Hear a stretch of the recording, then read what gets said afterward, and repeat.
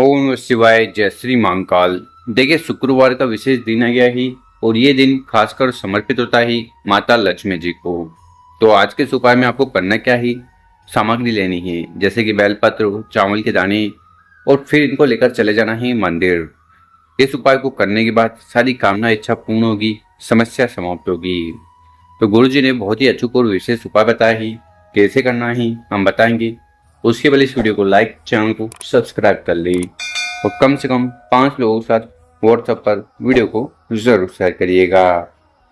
तो आज की इस वीडियो में हम आपको 3 उपाय बताने वाले हैं। जो उपाय आपको अच्छा लगे कोई एक कर लीजिएगा। पहला वाला उपाय आपकी सारी जो इच्छाएं हैं उन्हें पूर्ण करने वाला है, चाहे वो आपके कार्य को लेकर हो, व्यापार को लेकर हो या नौकरी को लेकर हो। तो इस वाले उपाय में जो सबसे पहले सामग्री आपको चाहिए वो है चावल के दाने। कितने दाने लेने हैं? 11 चावल के दाने लेने हैं और सभी के सभी पूर्ण रूप से होने चाहिए। इसी के साथ आपको लेना है जल का लोटा, तांबे का लोटा लेना है और उस तांबे के लोटे में अपने घर से, किचन से शुद्ध जल भर लेना है। क्योंकि गुरु जी कहते हैं यहाँ से जल भरकर समर्पित करने से तीनों दोष समाप्त होते हैं। इसी के साथ जो अगली सामग्री है वो है बेलपत्र। कितने बेलपत्र की आवश्यकता है? एक बेलपत्र लेना है और हाँ, बेलपत्र पूर्ण रूप से होना चाहिए। फिर इन सभी सामग्री को लेकर आपको नजदीक के महादेव जी के मंदिर चले जाना है। वहां पहुंचकर आपका चेहरा उत्तर दिशा की तरफ होना चाहिए। देखिए, शिवलिंग के ऊपर चावल का उपाय करने से आर्थिक स्थिति सुधरती है, अटके हुए कार्य बनने लगते हैं और बेलपत्र का उपाय करने से सारी इच्छाएं पूर्ण होती है और भगवान भोलेनाथ भी प्रसन्न होंगे। तो करना क्या है, जो हमने आपको 11 चावल के दाने बताए हैं, एक एक चावल के दाने को उस जल के लोटे में मिला लेना है। ठीक है। उसके बाद वो जो एक बेलपत्र है उसको उठाना है और उसको अपने हाथ में इस प्रकार से रखना है। डंडी होगी जलाधार की तरफ, बड़ी पत्ती होगी शिवलिंग की तरफ। ठीक। बेलपत्र समर्पित कर दिया। उसके बाद उस बेलपत्र उस जल के लोटे को उठाना है और अपने हाथ में ही बेलपत्र को मतलब जल के लोटे को बेलपत्र के ऊपर इस प्रकार से रख लेना है। फिर धीरे धीरे कर अपने हाथ से सबसे पहले जल को समर्पित करना है शिवलिंग के ऊपर। ओम नमः शिवाय, ओम नमः शिवाय मंत्रों का जाप करते हुए और जितने भी 11 चावल के दाने हैं उनको शिवलिंग पर रख देना। उसके बाद रही बात बारी की, तो उस बेलपत्र को उठाना है और अपनी कामना कहते हुए बेलपत्र को शिवलिंग पर इस प्रकार से समर्पित करना है। कहाँ पर? तो ये जो माता अशोक सुंदरी जी का जगह है, ठीक है, दोनों जलाधारी के बीच में, यहाँ पर उस बेलपत्र को इस प्रकार से रख देना है। फिर शिवलिंग के पास बैठकर भगवान भोलेनाथ, माता अशोक सुंदरी जी से निवेदन प्रार्थना कर लेना है कि आपकी जो भी कामना है, इच्छा है, उन्हें जल्द से जल्द पूर्ण करें। तो बहुत ही विशेष उपाय है, पहला वाला कर लीजिएगा। अब जानते हैं गुरु जी द्वारा बताया गया दूसरा वाला उपाय। यह उपाय विशेषकर धन संपदा में वृद्धि के लिए करना है और माता लक्ष्मी और भगवान विष्णु की असीम कृपा आप पर होने वाली है। तो इस वाले उपाय के लिए जो आपको सामग्री की आवश्यकता है वो देखते जाइएगा।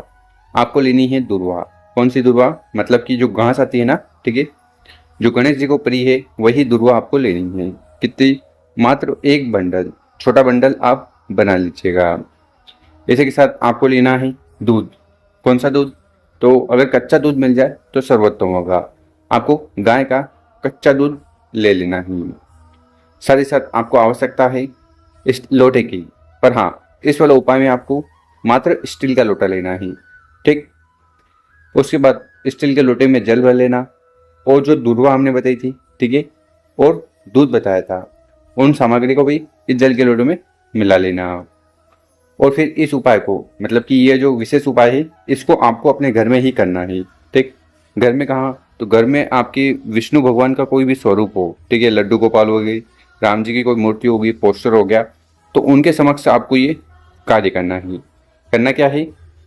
आपको एक पटिया ले लेना है और आप चाहो तो भगवान का जो मंदिर है, ठीक, उसमें भी आप पूजन पाठ कर सकते हो। तो सर्वप्रथम आपको इस प्रकार से क्या लेना है? एक पटिया ले लेना। ठीक। लकड़ी का जो पटिया आता है ना, ठीक, वो कुछ इस प्रकार दिखता है। वो पटिया लेना, उसके ऊपर कपड़ा वगैरह जो भी है, लाल कपड़ा, पीला कपड़ा, उसको आपको इस प्रकार से बिछा देना है। ठीक। उसके बाद आसन के तौर पर कुछ न कुछ सामग्री रख देना, इस प्रकार से रख देना। ठीक। और फिर विराजमान कर देना मूर्ति पोस्टर को। तो वो कुछ इस प्रकार से दिखेगा। अब इसके बाद क्या करना है, हमने आपको जो दुर्वा बताई थी, जो आपने इस जल के लोटे में डाली थी, उस दुर्वा को उठाना है और 108 बार जल छिड़कना है। कहाँ पर? विष्णु भगवान का जो स्वरूप है उस पर जल छिड़कना है, माता लक्ष्मी जी का स्मरण करते हुए। क्या करते हुए? माता लक्ष्मी जी का स्मरण करते हुए।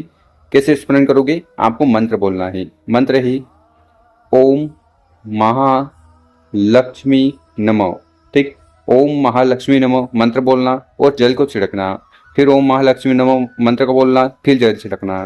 तो इस प्रकार से आपको 108 बार विष्णु भगवान के स्वरूप के ऊपर जल का छिड़काव करना है। बस ये विशेष उपाय कर लीजिएगा। इस उपाय को करने के बाद धन संपदा जुड़ी समस्या आनी है, आर्थिक समस्या आनी है, वो समाप्त होगी। भगवान विष्णु माता लक्ष्मी जी की असीम कृपा आप पर होने वाली है। तो ये दूसरा वाला उपाय है, कर देख लीजिएगा। अब जानते हैं तीसरा वाला उपाय।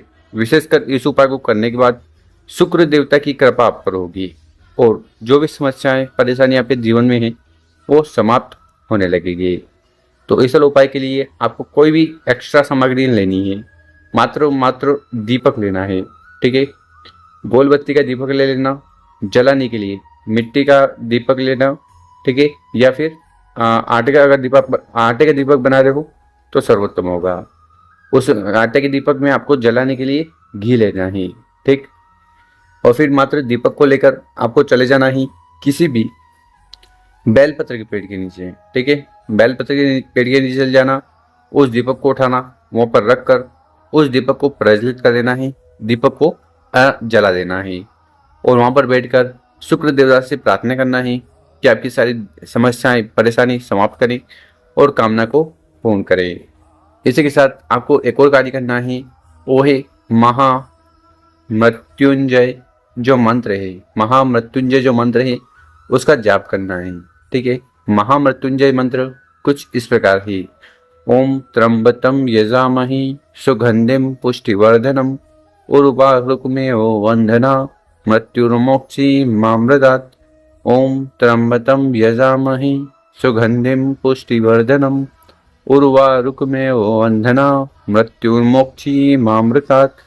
ओम त्र्यंबकं यजामहे सुगंधिं पुष्टिवर्धनम् उर्वारुकमेव वंदना मृत्युर्मोक्षीमामृतात्। तो इस प्रकार से इस मंत्र का 7 बार, 11 बार, 21, 51, 108 जितनी बार बन पाए जाप कर लेना है। जो भी व्यक्ति इस विशेष उपाय को शुक्रवार वाले दिन बेलपत्र पेड़ के नीचे आकर कर लेगा, उस व्यक्ति के जीवन के सारे दोष, समस्याएं, परेशानी, चिंताएं समाप्त होगी। तो गुरु जी द्वारा बताया गया अचूक विशेष उपाय ही जरूर करिएगा। मेरे प्यारे दोस्तों, अगर आपको हमारा जो तरीका है समझाने का पसंद आया हो, व्हाट्सएप पर 5 लोगों के साथ वीडियो को शेयर करें। ओम नमः शिवाय।